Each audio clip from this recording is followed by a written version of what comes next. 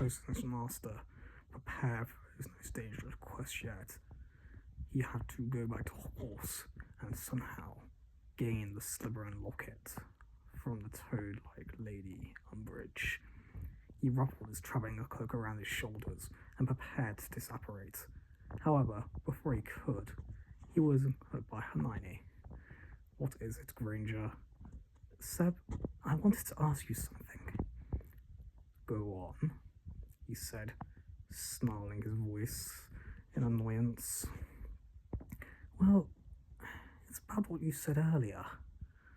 "What about it?" Snape was getting more frustrated by the second. He had no time for this. He had to go back to the school now. The longer they waited, the more power Voldemort was getting. "Well, does Harry truly have to die?" Snape in that moment sympathized with the girl. "Yes, he does. Unfortunately, that is the only way for the Dark Lord to be defeated. As far as Dumbledore thought, at least." "Well, isn't there any other way?" "There is no other way, Granger. He has a part of the Dark Lord's soul within him. And you remember the agreement we made. You never can tell him until the moment is right. You made an unbreakable vow, remember?" Hermione nodded. She remembered what Snape had told her what that meant. She couldn't tell Harry until the moment was right. Otherwise, she would die. "You know, there is a way you could leave part of him behind," said Snape. "Really? What's that?" said Hermione, a small bit of enthusiasm back in her voice. You said he has to die, but what do you mean by that?" Snape then looked at her confusingly, as if the question was obvious. "You could have a baby with it, you know." Hermione blushed profusely. "Have a baby? I don't think we're there yet, Snape." "Well, you better figure it out sooner or later. Otherwise, you'll not be able to leave any part of him behind, girl." "I'm going to go get that locket," he said, and without another word, disapparated back to Hogwarts. There, he concluded his thoughts and gained back his regular composure.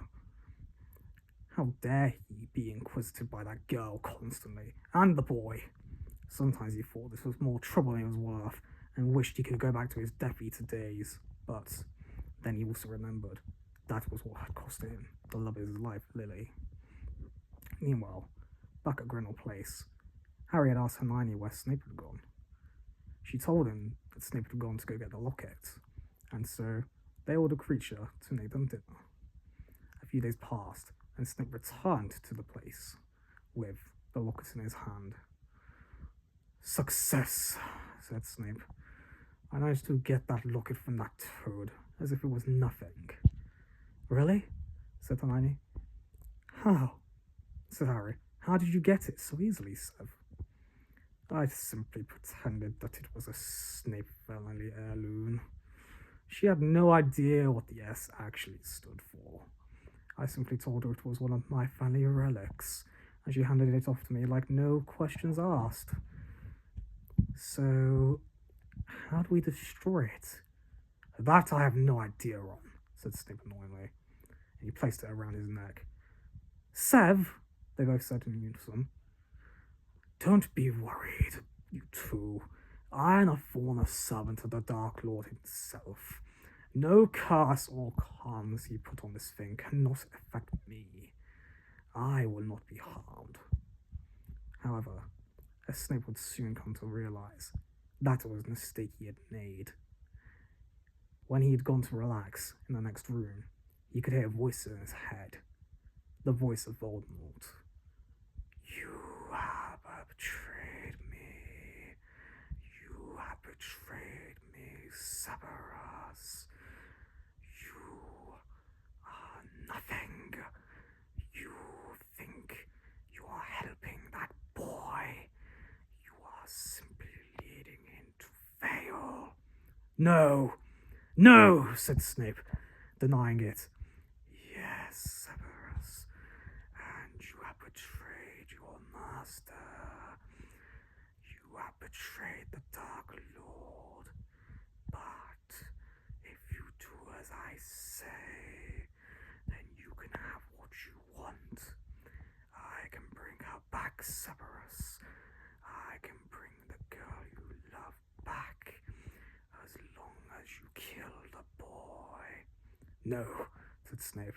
He wanted to ignore this, but then he went enraged, blind with fury, and his eyes turned scarlet red.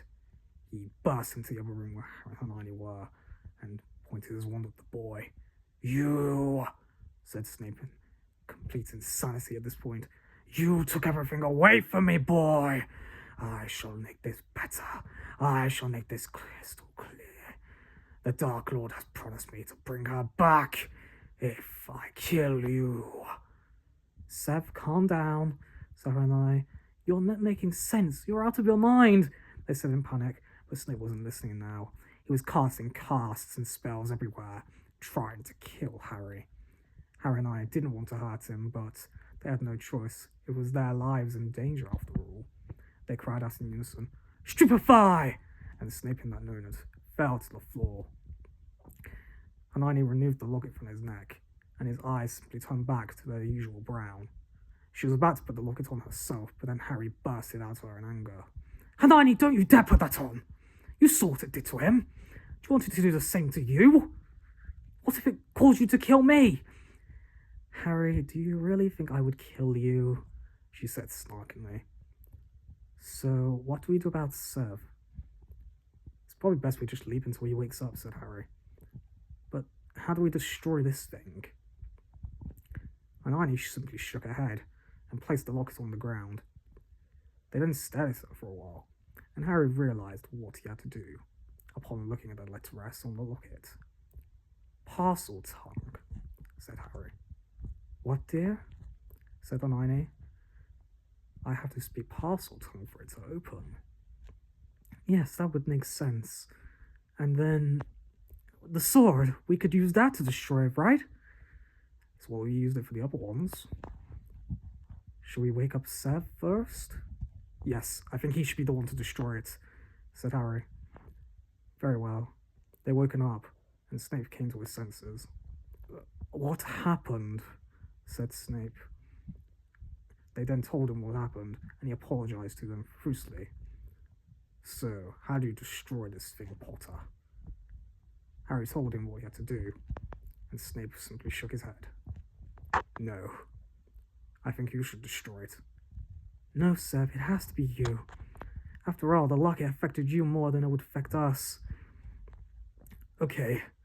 When you're ready then, Potter, he said, holding the sword of Gryffindor in his hands, ready to strike at a moment's glance.